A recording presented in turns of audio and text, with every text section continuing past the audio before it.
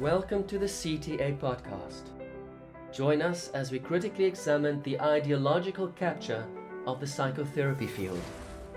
Here we discuss better, common humanity proposals for a fairer society.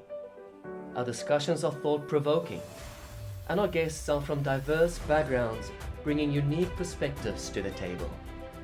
This is the CTA podcast with your hosts, Jaco van Zyl and Christine Siefen. Welcome, everybody, to the CTA podcast. We're very excited to have with us Lauren Holt, who was a student in one of these counseling programs. Lauren, when you realized that critical social justice had overtaken to the point that it didn't even feel like a counseling program any longer, and maybe more of an activist, political sort of, program where the teaching of therapy was no longer present. Right. And so we're really happy to have you with us today. And we'd love to hear your story, both how that came to be, how you found other supporters like us and grew a bit of a network of support of people that were thinking and feeling the same way. And then, of course, where you are today with all of this and where you see yourself going. So, Lauren, tell us a little bit about what were you interested in going to counseling for? What was the purpose of you starting school and taking that road? Yeah, so I still work as an adjunct teacher, but I was more full-time a community college educator for a decade. And I had grown tired of trying to support myself as a teacher, as I'm sure other teachers can understand. But to earn a living, I was doing accounting, which is what I currently do. And I was feeling like my interpersonal skills were not being put to good use. So I really wanted to go back to an interpersonal profession, but one that wasn't in classroom teaching. And I really enjoy one-on-one work. So therapy was something that came to mind, and I researched it quite a bit, probably more than most people. I looked into all the licensure requirements, and despite a lot of aspects of the therapy profession in the United States that were kind of unattractive to me, like lack of licensure portability and all of these issues that I found really restrictive, I was still really drawn to the idea of listening to people, and just having that be what I do. And I felt that by going to counseling school, I would improve my listening skills, I would improve my ability to empathize, and I would strengthen these muscles that I have naturally. And give that back instead of doing work that I'm good at and that pays my bills and makes ends meet, but isn't really utilizing my strengths, So that was the reason. I really just wanted to offer that. Mm-hmm. Yeah.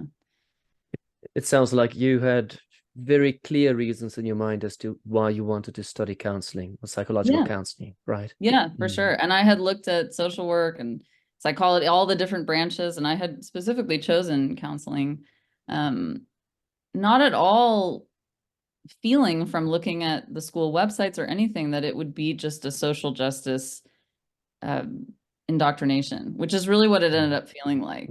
And when I looked at the coursework, it's all the same at all these K-Corp schools. It really seemed like it was very much focused on psychotherapy, and that was what was interesting to me. So I enrolled. Right. So you showed an interest and you started looking through, I suppose, through the courses that were available to you. Yeah. What was that like?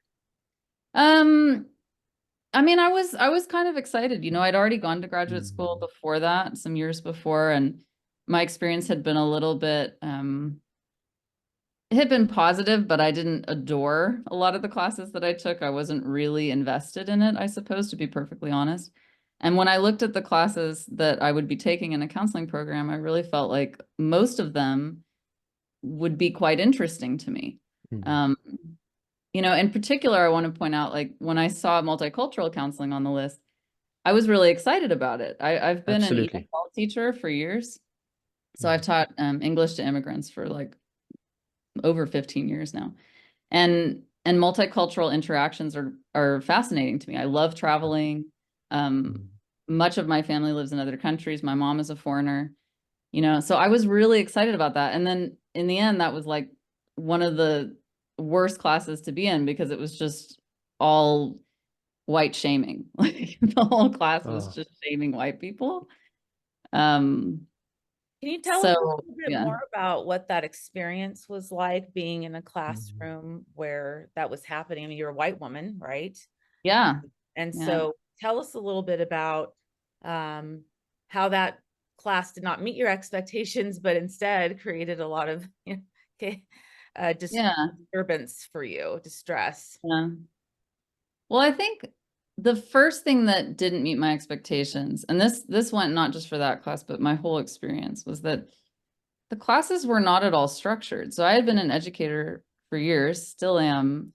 And even though I go into class with kind of a skeleton plan, because I never know the direction it will go, I do plan my classes. I have discussion questions to help students practice, you know. And the vast majority of my counseling classes were like totally unstructured. These professors would just come in and kind of Mm. be like, how are we doing today? And then it would just devolve into like people complaining about microaggressions or whatever today's topic was. And what I observed in these classes was that a few people would be very vocal and would have a lot of opinions that sometimes seemed genuine, a lot of the time seemed kind of performative to me. That's just my interpretation, of course, but that's how it felt. But then there were a lot of people who were just silent, because I don't think they felt comfortable really saying what they were thinking. So it was not a space of critical thinking or critical discussion at all. It was a space of parroting what social media or what the current rhetoric, you know, wants you to say in in diversity spaces.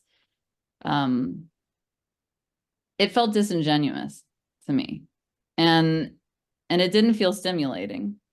And particularly in the multicultural counseling class, it did not feel like we were challenging ourselves to look at our own culture. It was very much just about race and the color of your skin. But I'm a Californian. My mother is French. I have lots of cultures within me, even though I'm white. You know, that was never, there was no space to discuss that.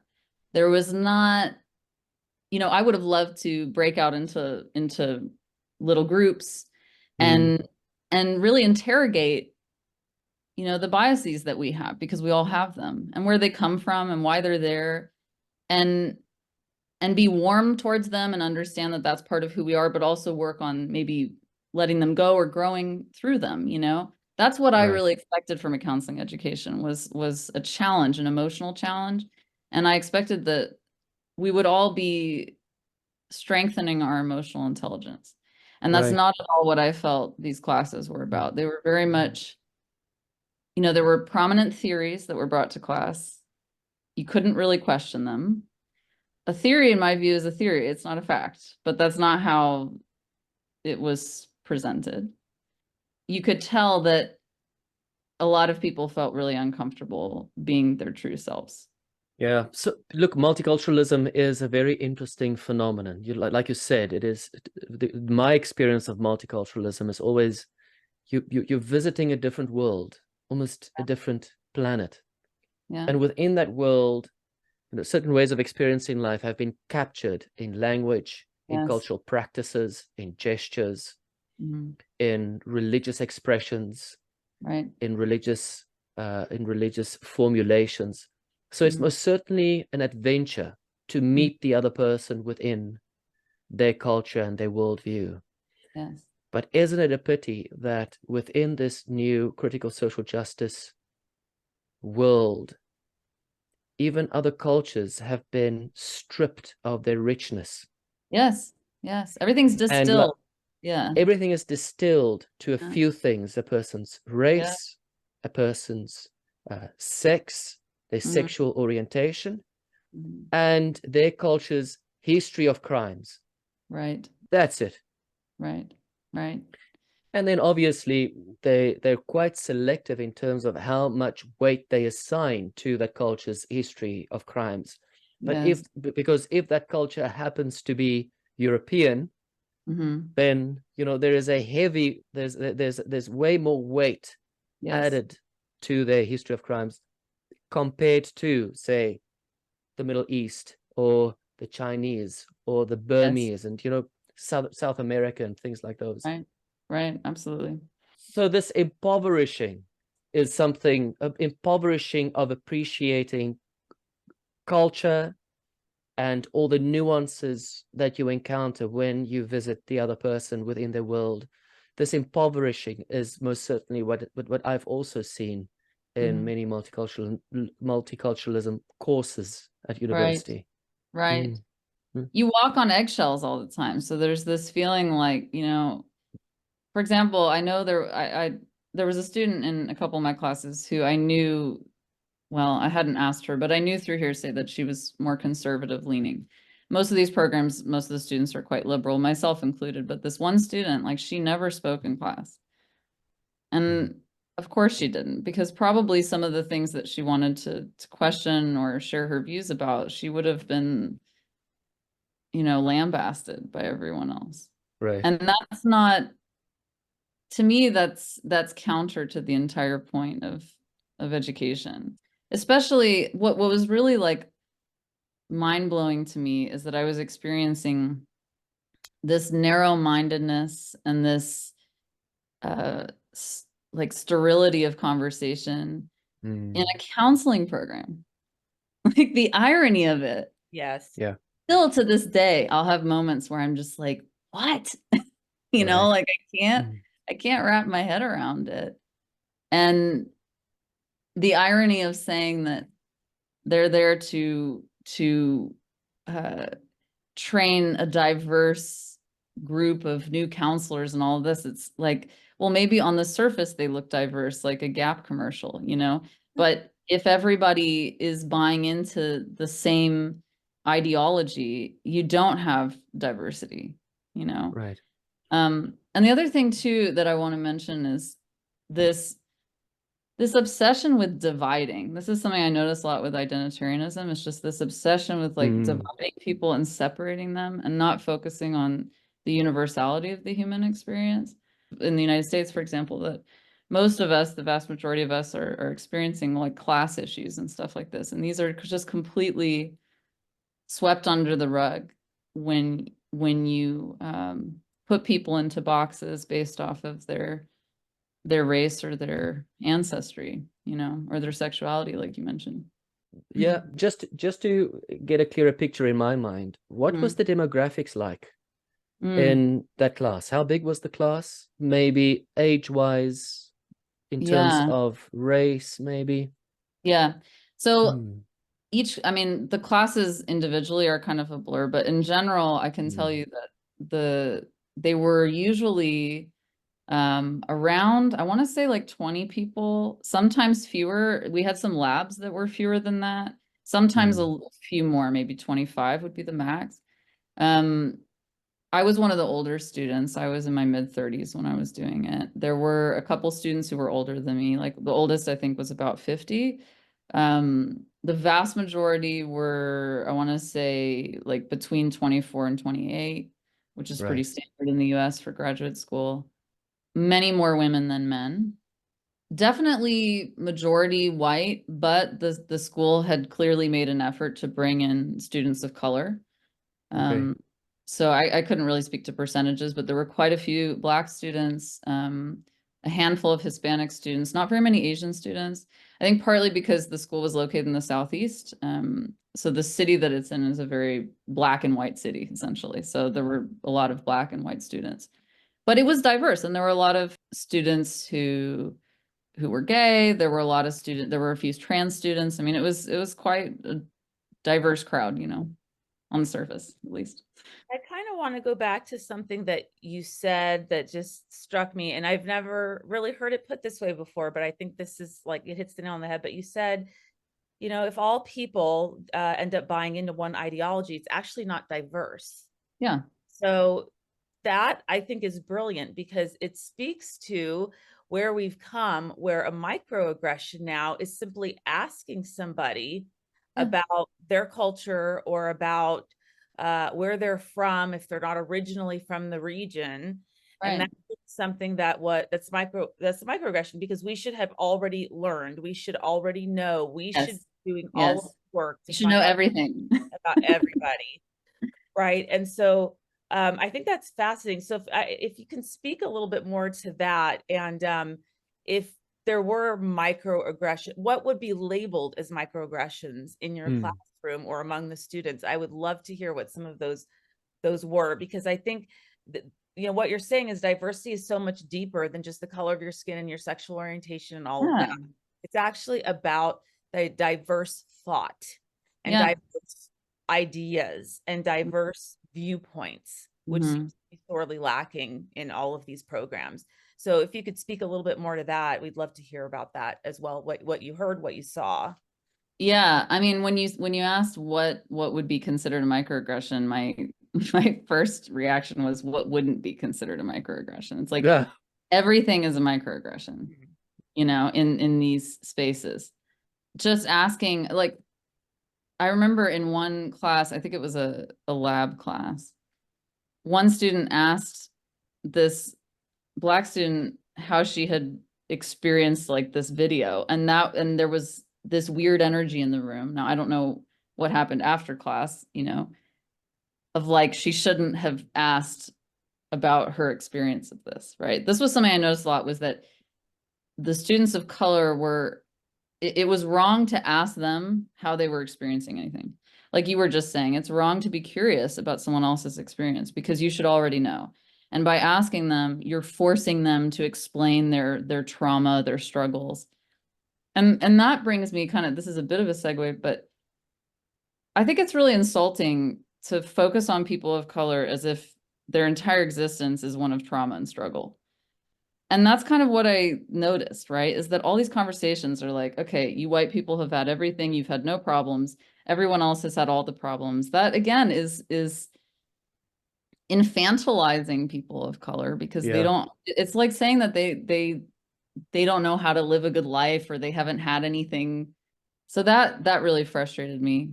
Everything was off limits unless it was part of the script. And the script, it's not like we were ever handed a script, you know. In some corporate jobs I've heard, they actually like hand you documents now about like words you can use and words you don't, right? So there's actually scripts, like this is how you behave in our company, right? Crazy. Which is ridiculous. But there was no script handed, but it was clear to me really quickly, like within a week, if not within hours in my gut, but very clear within a week, that like there was a way to speak, a way not to speak, things to say, things not to say, things to believe, things not to believe, and behavior too.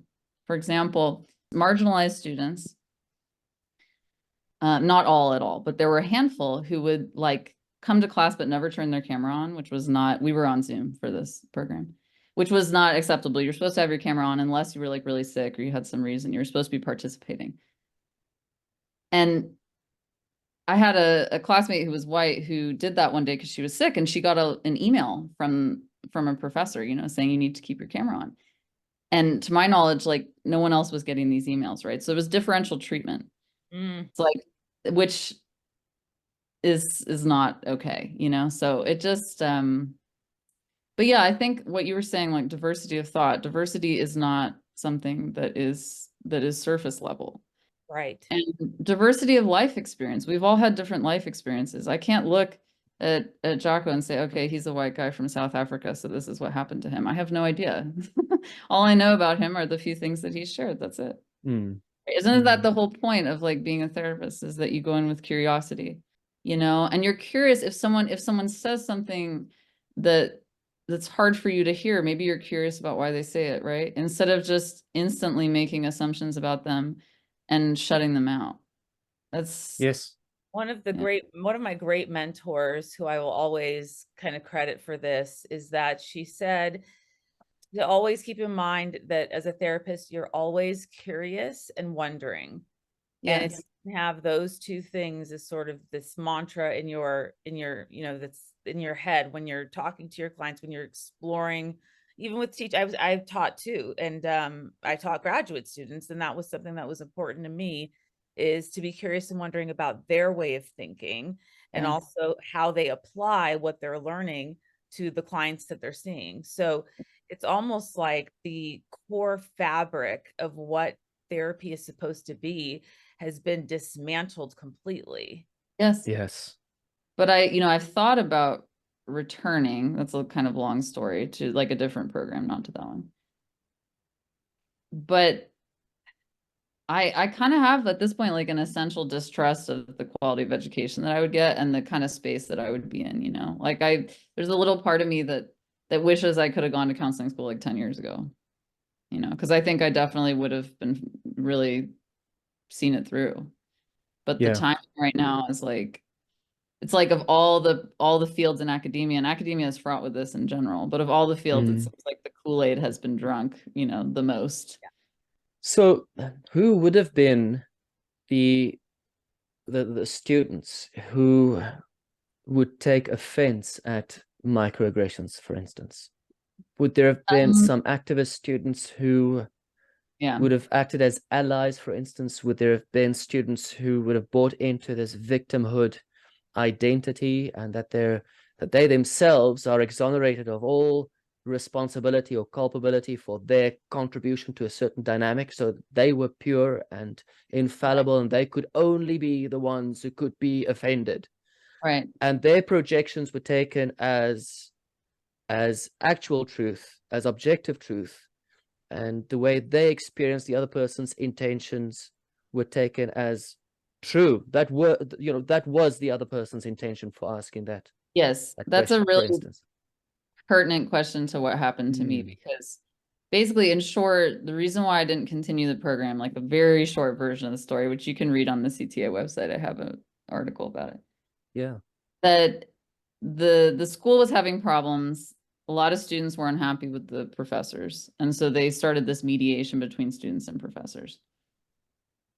And we were all invited to the mediation. We were all invited to share. And after the mediation, we were then sent an email from this group of students called SARP, which was Students Against Racial Privilege, which was, a social justice crew. They sent an email after we'd all been invited to this first phase of a mediation around like professors not answering emails for months, no one getting grades, this kind of stuff, and then some other more serious accusations like racist behavior and stuff. We were sent an email that said, all the students who are not marginalized, your concerns will no longer be considered in the mediation. And I responded to the email with a question.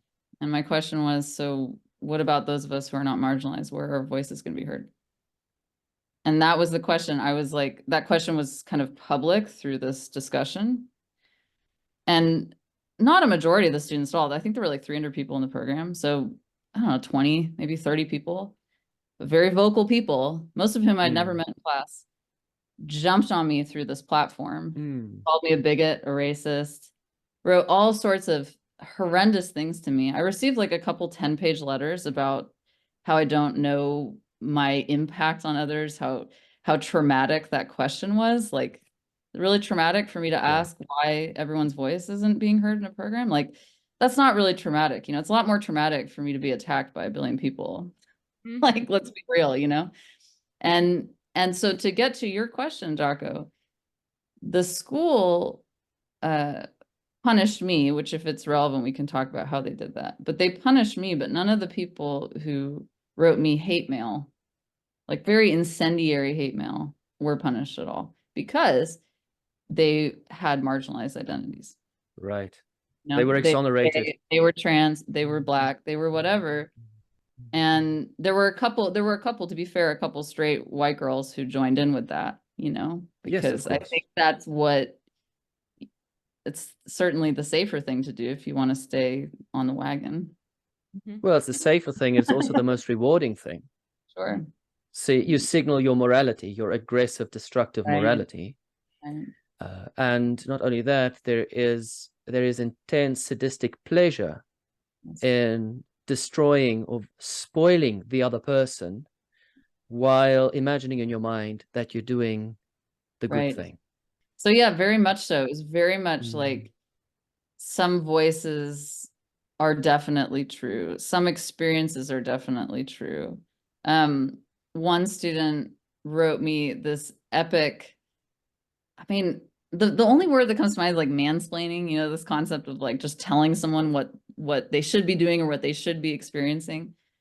It was just this epic letter about about who I am. This person had never met me,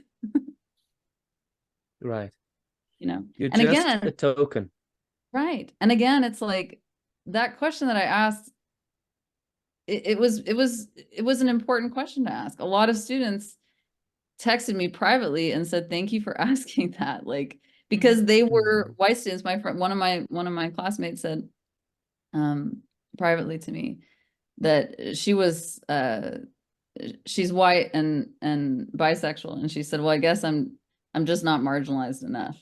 No, the I intersectionality thought score was is too low. really telling. Now, yeah. So I mean, I was penalized in these ridiculous ways for questioning the system, and I didn't. The thing is, to talk about naivete, I didn't actually expect that to happen when I asked that question, because I don't know, I'm a little older than a lot of these students. I guess I'm not on social media. I'm not as well versed with the ways of being canceled. Now I am, you know.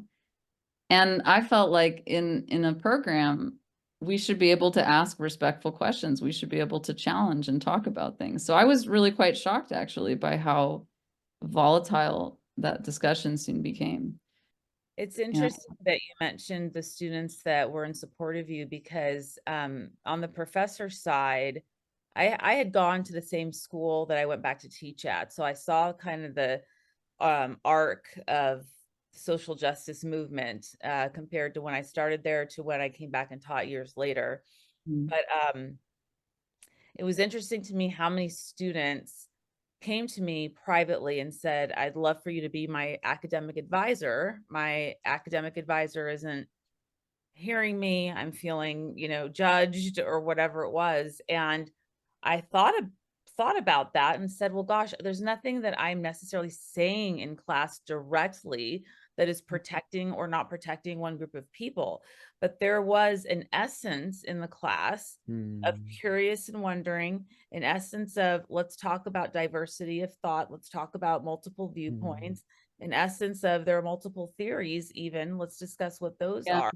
That alone, I believe, created that open door for some of those students to come to me and say, Professor Stephen or Christine or whatever, I'm just feeling attacked. And it's such a strong and powerful word that you're in a program that's supposed to teach you about how to draw out healing and, create bonds and rapport and connection with your client. And here you are feeling attacked as a student of that. And that to me was very disheartening among many. And it took until I left to find out how many people actually did support my decision to leave and what I was saying about the school's program. And that was very surprising. And I had several students contact me on LinkedIn afterwards saying, I don't know what to do. You were my advisor and I can't. It's almost as though they were hanging on, to the program through that one place that they felt that they could securely, and I hate the word safe because that word is now thrown around. I know. Yeah. They were comfortable and that they could come to me with a certain comfort level, and that there would be some words of encouragement or wisdom, if you will, that allowed them to continue forward. And for me to be the only resource they had is sad.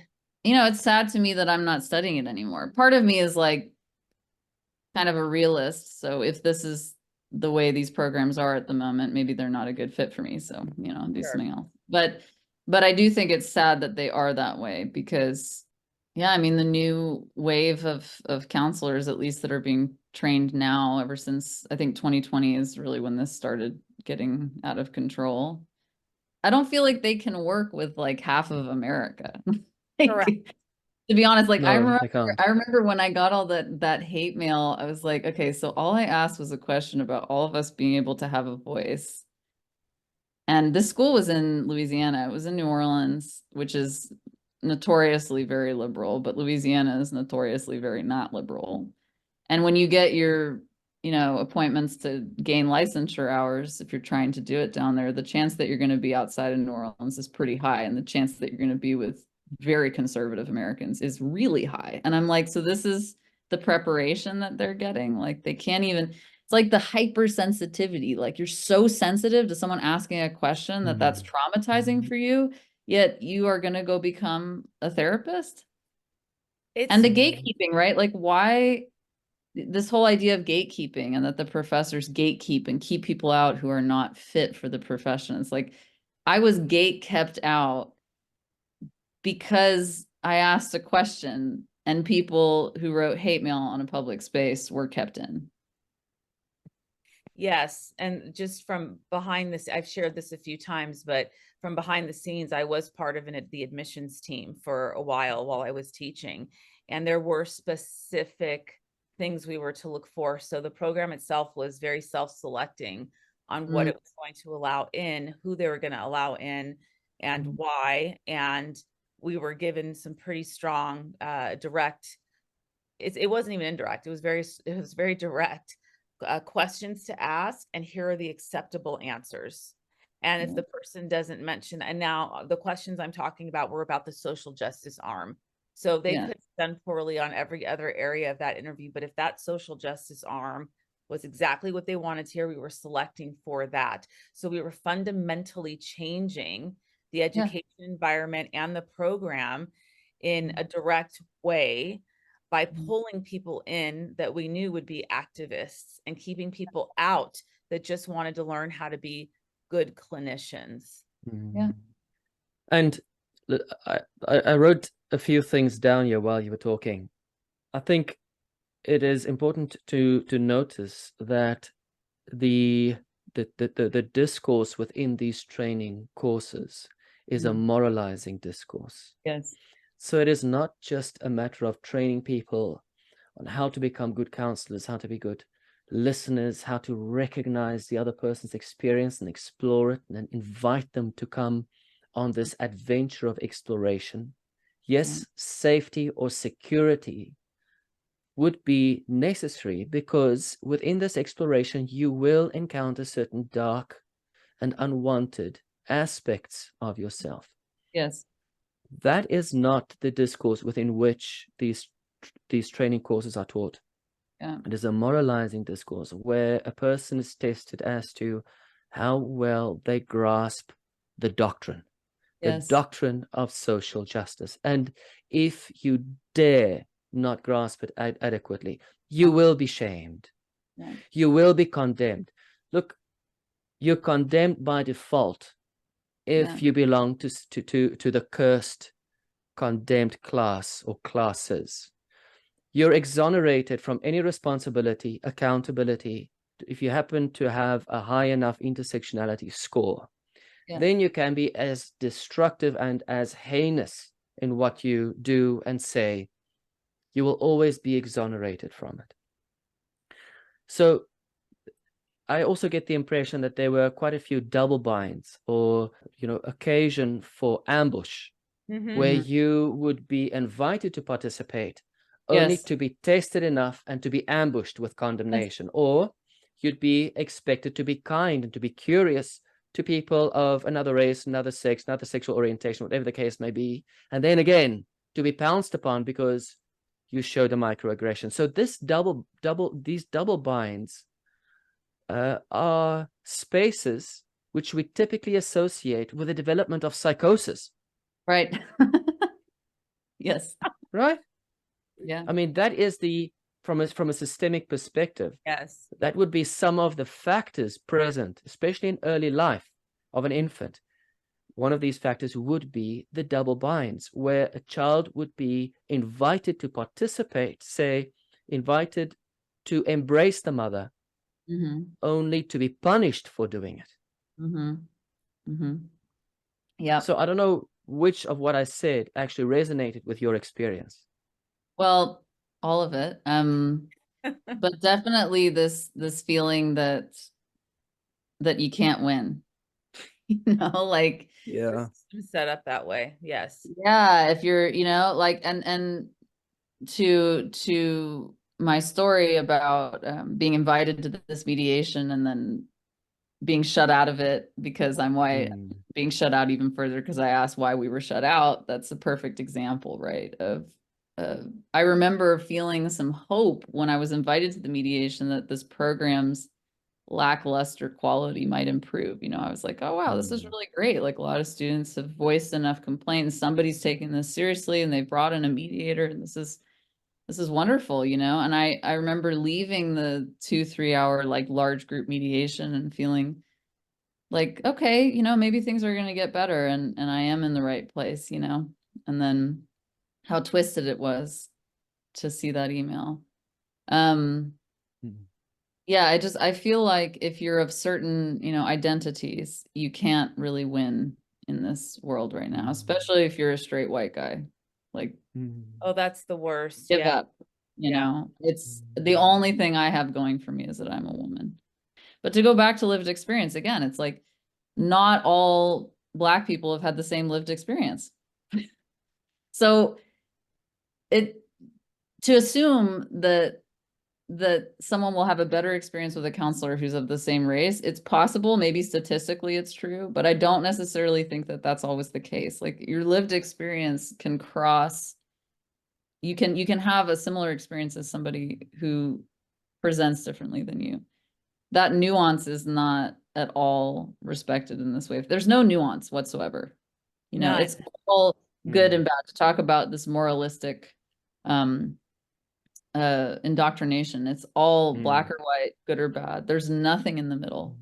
And I've always felt that I'm a person who likes to be I like to be in the middle. I like to question things. I like to kind of take that neutral stance and look at both sides. That's my personality. There's no space for that. But I personally believe that that's exactly the kind of person that you want in the therapist chair.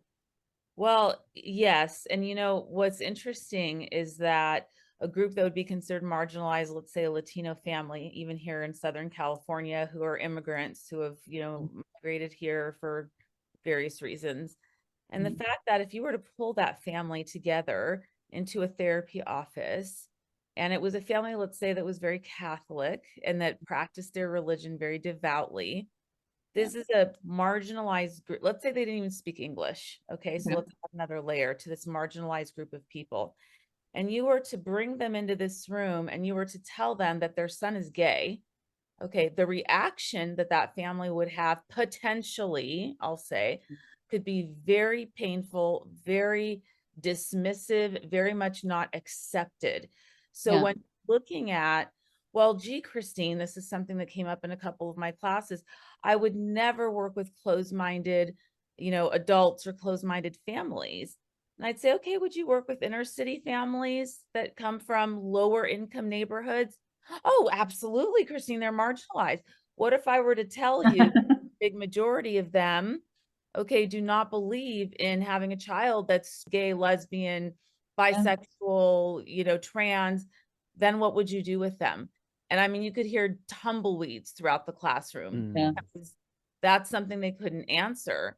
And so that's when the nuance kicks in. And it's not about these large groups of people being labeled as marginalized and open-minded, and this group labeled as, you know, the oppressor, whatever structure that is. And so that to me was quite frightening, that I could put these therapists, because they would say, well, I'll never work with somebody that voted for Trump.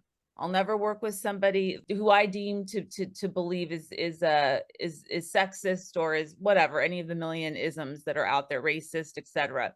But then you'd pose this question about the nuance of family dynamic and the nuance of cultural dynamics and cultures within families and how they, you know, practice or don't practice that. And they would be absolutely stumped. And I'd say, well, that's a big percentage of the clients you're going to get as a trainee. As a trainee, you get a lot of clients who are in that boat that, you know, don't have the funds maybe for, you know, therapy that's, you know, from a licensed person. So you're going to see a lot of that. And they didn't know what to do with that. And that to me was also tragic and very sad. Yeah, it's all everyone's like in little boxes, you know, and they can't overlap.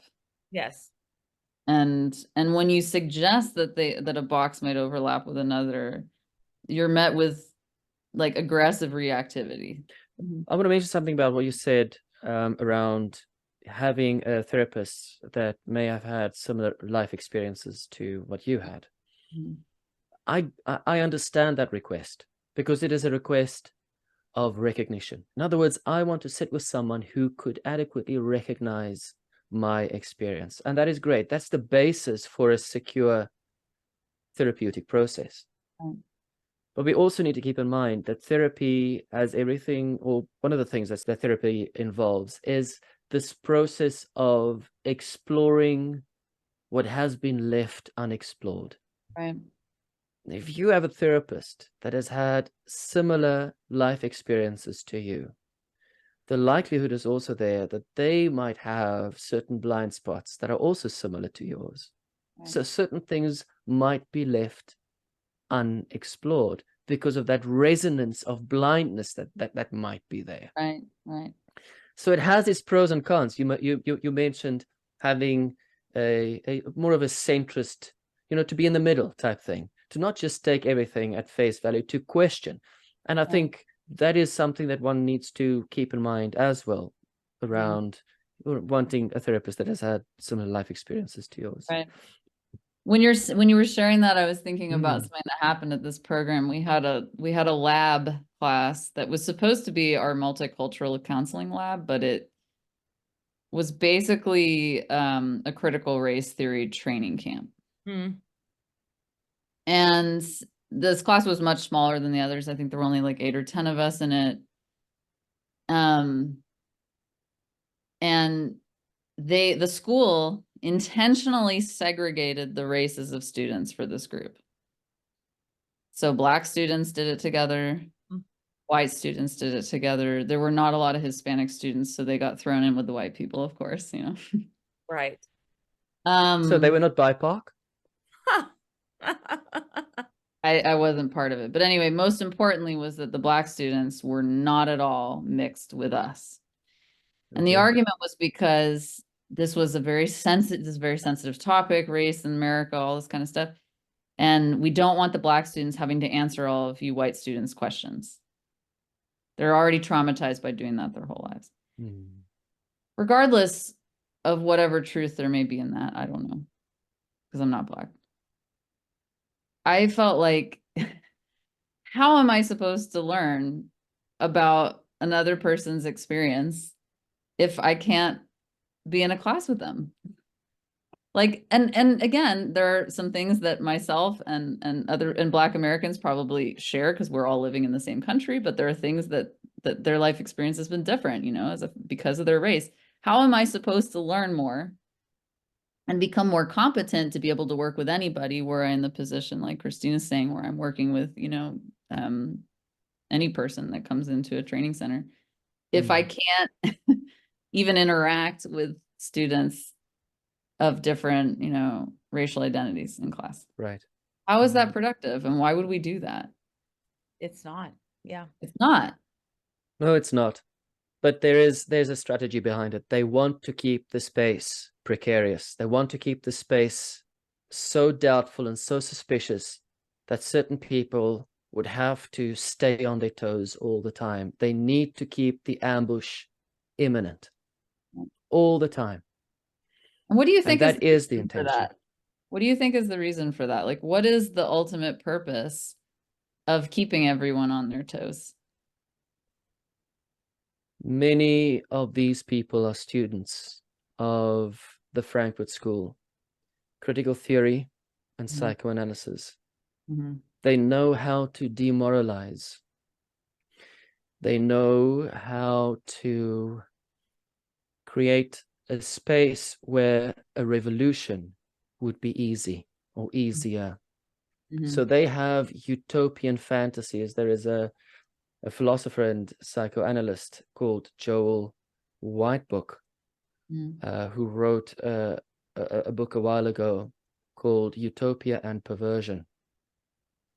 And therein he goes into the Frankfurt School's writings, and he shows clearly how perversion is the structure they want to use to destabilize and weaken societies, to set up utopia as the ultimate goal. But the paradox is, for people to establish utopia, you need to create a totalitarian society. Right. And they use And these revolutionary theorists use their understanding of psychology and psychoanalysis in such a way as to prepare the grounds for such a demoralization, destabilization, to ultimately create a revolution of some sort and establish a type of totalitarian utopia. But I think a lot of these professors who are pushing this, who haven't pushed back like Christine did, I think a lot of them are just doing it out of fear. You know, if they don't toe the line, they're not going to keep their job. And a lot of the students are not questioning it because of fear, because look what happened to me, you know, like there's evidence that you don't question. Yeah, it's true, because when I resigned from my position, the provost of the school, I was honest about why I resigned. The provost of the school said, well, there's many instructors and professors that feel the way you do, but we don't know what else to do, and we have to address diversity. So this is just what we're going to go with. I mean, it was so flippant, and just, you know, there was no sense of real commitment to the movement or to the ideology itself. It was just, we want you to just buy it, you know, purchase it. And these other professors just didn't want to speak up. So apparently several of them had gone, you know, to the administration. And that's why I've been the most interested in this kind of movement. The arm that's been the most interesting for me has been the education arm, and what's happening with the education for they're out practicing on their own, because that's where all of the you know, the indoctrination starts. Yeah. And then you have people saying, well, I can't work with certain clients because, you know, they have different political viewpoints or different, you know, religions or whatever the case may be. Political viewpoints was probably the worst one. Yeah. You know, but I think it's a fair question. What are these people's ultimate goal? Yeah. So to some who know exactly what they're doing, I think my explanation fits. To many others, the fear is so overwhelming that they dare not think critically around what the outcome might be. They just want to toe the line because they are being reassured that this is the right, the moral, the best way of going about. And they dare not question this. So so the ideology is a thought terminating ideology to begin with. You just confess and you go along with it. End of story. Sounds very familiar, right? Yes. Historically, I mean, as you're talking, I'm like, okay, chapter 1, Spanish Inquisition, you know. Yes. I mean, that's an extreme comparison, but it's maybe not so idea. Like, don't ask questions. Don't stick your head out, you know.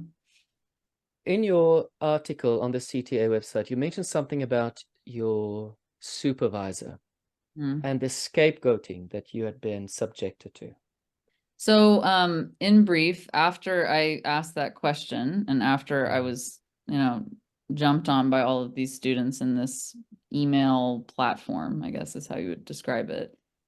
That professor, he was my advisor. He was also the head of the department. And he was also incidentally the person about whom most of us were complaining in the mediation for various reasons. Myself, I was complaining about very pragmatic things like no answers to advisory emails, or like a 1-sentence answer when I'd had like 10 questions, you know, just really half-assed advising. Assignments never being returned, so having like no idea where your grade is, this kind of stuff. And then some other students were complaining that he had used the wrong pronouns in class a few times towards a trans student, and they were very offended by that. So there were various levels of accusation against him, but he knew, because he was made privy to what was going on with this mediation, he well knew that he was under fire more than any other professor. He knew that. He was also a white straight guy. Well, there was one other white straight guy, but he knew that he was kind of the target. And like I said, there were people who had emailed me these horrendous things that, in my view, they should have been talked to as well, you know, or whatever. But he targeted me, I think, because I was the perfect target. You know, I was a white student who asked a question that goes against the ideology. So he could bring me down, satisfy the mob, keep his position, hopefully. I have no idea if he's still there. And the way that he did this punishment is that the program had an entire process by which a student is supposed to be temporarily dismissed. I wasn't kicked out. I was put on a probation for asking that question. They had like a 5-page section in their handbook about how they were supposed to do that. I was supposed to be able to talk to a panel of professors, present my side of it, everything. None of that happened. He just made an executive decision. And he gave me this absurd task of having to attend so many therapy sessions within the semester that I would be away that it's like impossible. It was like more than once a week, which is really hard to achieve. Like it's hard to even get a therapist who's available more than once a week, let alone afford it, right? So it was intentionally crazy. It was intentionally hard, a demand that I couldn't meet with ease. I feel it was intentional. And what he wanted me to go to therapy for, this was great. He was telling me what I needed to do in therapy. He wanted me to go to therapy to work on my ability to listen to other people. Oh my goodness. When my question had been, why can't we all be part of the discussion? And when all these other students had attacked me, not at all listening to the question, but I'm the one who needs to go to therapy to learn how to listen. Right. I fought back. I filed a grievance. I actually won it because I proved through the handbook that they had not followed their policy. But I believe that he did this to protect his position. So I think it was a very selfish act. But I also think in the grander scheme of things, I think he knew that I was the easiest one to bring down. And somebody needed to be punished. That was the thing, right? Like somebody had to be made an example of. In a good therapy program, I think this would have been an opportunity to promote some discussion and some healing, but no, like the goal was to satisfy the hungry wolves, you know? Yes. So it was meant to appease. Yeah, definitely. And through that appeasement, they would also exonerate themselves so that they might not become the target of these terrible children's outrage and instincts of destruction. Right. But I think from a social learning perspective, scapegoating is very effective because it serves the purpose of pointing out what would happen if you did not toe the line. Right. So it was a stunning example, like you said, of how people should and should not behave, and should you behave in the wrong way, you're going to be next. This is going to be you next. And that is why counseling has such a chilling effect on people. Yeah. And in terms of large group regression, when the in-group and out-group dynamics have been established, and the rhetoric and the doctrine around demonizing the hated other and moralizing and idealizing the celebrated self, sometimes they use scapegoating almost as a foretaste of the victories they are looking for, the victories they are aiming at. Right. What was that experience like? Because it sounds to me like it was an extended period of time under which it was you were horrible. a target of such abuse. Yeah, it was horrible. It was super traumatic, like really. And I don't like to use that word loosely like a lot of people do today. It was very traumatic. I mean, I had nightmares for a long time, of various natures about like people attacking me. It took me like 2 or more years to feel comfortable even reaching out to a therapist about any of my, needs to see a therapist, because I lost my faith in therapists. It's like I'd been attacked by I'd been attacked by all these therapists in training. That professor, he was a licensed therapist. I just my faith had been eroded, my trust had been eroded. And yeah, being canceled is deeply traumatic for people. I found a podcast after that happened called Fucking Canceled, which is a really cool podcast. Yes. Out of Montreal. They're a bunch of liberals who are not cool with this liberal direction we're going in. So they're on our page. And they're not therapists, but they speak to these issues, and they're self-identified socialists, so they're more interested in like bringing people together through class issues and stuff. Okay. But I felt very seen when I listened to that podcast. But yeah, it was very traumatizing. I mean, and then just like pragmatically, you know, I lost a year and a half of my like educational life that I could have been studying elsewhere, studying something else. It derailed like my potential career path. It cost me over $20,000. I did at one point try to go back, actually, like who knows why. And the new advisor that they gave me never answered any of my emails. I emailed her from 3 different email accounts and she didn't answer for months and months and months. Which I think I mentioned in the story, which was definitely intentional ghosting. Like it was not because it went to a spam folder. No, yeah, that's No, intentional. it was intentional ghosting. And then when I reached out to one sympathetic person on the faculty to get them to go find this person and respond to me, the response was like, well, I don't see any of your emails. So then there's gaslighting, right? So it's ghosting, gaslighting, scapegoating. Very ironically, a lot of things that same professor taught me when I took group counseling with him. Isn't that something? The hypocrisy of the movement or of this ideology is always so stunning to me. So that doesn't really surprise me. Right.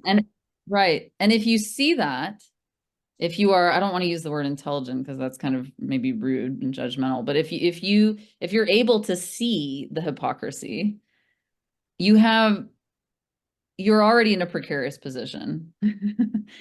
Because what they really want, I feel, is like an army of people who don't even see it.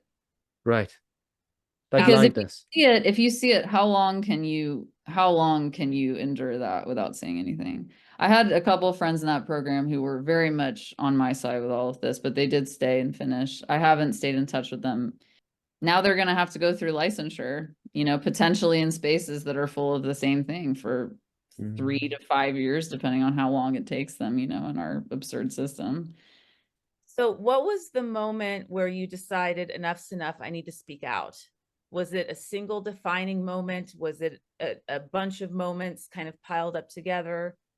I mean, that email that I received, or that we all received, saying that the white student, basically it was the white students, but it said, you know, if you're not marginalized, your concerns are not going to be discussed by the mediation anymore.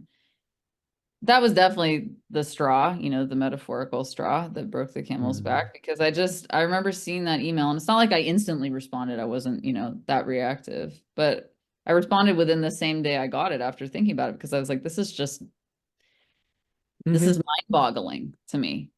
Like it's twisted and mind-boggling. We're all paying tuition to be here, all of us. You know, the discussion was not, we were all invited to an open forum. Keep the forum open, right? And if you feel that you need to focus on accusations of racism and focus on the more, you know, professional issues that I was critiquing, fine, maybe split us into groups with the mediation so we can focus on different issues, but don't just silence a bunch of people because of this color of their skin. So there was no question within me. You know, I don't know, it's interesting. Like, even if I had known how aggressive and hostile these other students would have been, I might have still asked the question. Bit of a rebel. I'm serious, because I don't want to live in a world like that. Yes. That's really the same thing. Like, that's why I'm sitting here with you two today. It's like, you know, some people could say, oh, well, isn't that like, you know, what if someone from that school hears this and then like writes a bunch of shit? I'm like, I don't care. Like, I don't want to live in a world where I'm afraid to speak up, or where anyone is afraid to speak up. And you see, that is also why I think you would have been a very good counselor or a therapist. Because the therapeutic space has to have as its primary commitment, a commitment to truth. Yeah. A commitment to seeing and to calling out deception and self-deception. Yes. In a kind and loving way. Right. And to be able to survive attacks at wanting you to keep what is deceptive and harmful unsaid and unthought, but to stick with it. And those are central qualities in making people good therapists and psychoanalysts and and counselors, which is a pity. So they're promoting a system where certain lies are deliberately promoted and left unreflected, unthought, unresolved. And I still wonder, like, your explanation of the Frankfurt School is fascinating, but I still wonder what is even beyond promoting that line of thought. What is really the goal of this, right? What is the goal for the therapy profession of sterilizing the training? I don't, we have enough problems with mental health access as it is in this country. Like, why make it more I think there are a lot of hands in the pot, a lot of different entities in the pot, and there's payoffs. I mean, this is something you even learn in therapy, right? There's payoffs for your behavior, whether the payoff is a positive one, whether it was intended, whether it wasn't, whether it was negative. So what's the payoff? I mean, I think that there's a lot of money to be made. I think there's a lot of control to be had, and I think it's various groups that benefit. Maybe that sounds a little off base or conspiracy-like. I don't think that this is something you can pin down to one particular reason or cause. A multitude of causes, and then you have causes that jumped onto this one, hopped on the bandwagon to strengthen their own cause. So it was an opportunity to do that, to have another voice that's out there sort of spewing all of this nonsense. So I think it's a very complex structure and system that we have with multiple players and not so good actors, some pretty bad actors. And keep in mind, sick people are desperate. Yes. And desperate people are easily exploitable, easily radicalizable. Yeah. So you take a vulnerable group then, and it's, I put up an article, we put up an article that I co-wrote with a lovely colleague of mine named Bonnie Snyder about cults, and specifically about this, but it was about cults in general, and what is it that brings people into belonging to a cult? What draws them in? And there were a lot of factors, one of which at the top of our list there, from what we know, which we're not experts at cults, but from what we could sort of put together, was vulnerability. It was emotional vulnerability, catching people at a place in their lives where they're looking for something and they're desperate for something. I think just as a conclusion, before our interview, Christine and I chatted, and I think it is important also to ask our interviewees, seeing that you're familiar with organizations like us, Critical Therapy Antidote. You may have also heard of GenSpect. Yeah. And thoughtful therapists around the whole transgender issues. Now, what do you think should organization like ours continue to do? What would you like to see more from us? And maybe it's a bit of a curveball question and you've not prepared for it. No, it's a good closing question. I think it's important to find ways to spread your voice as an organization so that more and more people are hearing this. I feel that there are people that I studied with who would love to know that this website exists, And I think particularly because it's focused on the therapy world, for those of us who are or have been in therapy education, because it's so ideologically closed and because it's so unsafe to bring in a different viewpoint, there are a lot of people in those programs who don't even know that there's an alternative. When I watched your interview with Leslie, I think if I remember correctly, she mentioned how important it is to work towards having programs that are not like this. Yes. Yeah. And for me, like, just personally, God, if there were a program in this country that was openly not interested in social justice indoctrination and more interested in just teaching therapy, I would totally go. Because in essence, I still believe in it. And in essence, it was still really interesting to me. But the environment is so hostile that it's not good for my well-being, very ironically. And it's not the kind of thing that, you know, oh, you just sort of, like, a lot of grad school is relatively short. You kind of get through it, you power through it, then you're out and you do what you will with that training. This is a long process. The graduate process is shorter than the license. So it's a big ask. So I really think that trying to find a way to, like, to get the message to the programs somehow, like to the sympathetic professors within them, so that there can be a conversation within these programs to try and turn it around. I mean, people might lose their jobs, you know, I don't know. But I think that that's really important because... So greater visibility. Yeah, greater visibility, and specifically in the, you know, the K-CREP and MFT programs, I would say. Well, it was such a pleasure talking with you today, Lauren. We're very excited that, you know, we were able to have a chance to connect with you. And I guess what more can we look forward to from you? Are you doing any more writing? Are you doing any other? I write like fiction, poetry, all of that. So I have a website, Substack, and yeah, I'm a musician, you know, I do a lot of different things. I love volunteering at animal shelters. I mean, there's a lot of things that I do, but yeah, professionally, I don't know, you know, I'm still an accountant and an adjunct teacher, and I'm kind of existentially stuck with that. So we'll see what I decide to do. But for the time being, you know, I think I've left this behind me for the moment. Thank you very much for your time. Thank you very much for this you. interview. Yes. We'll stay in contact.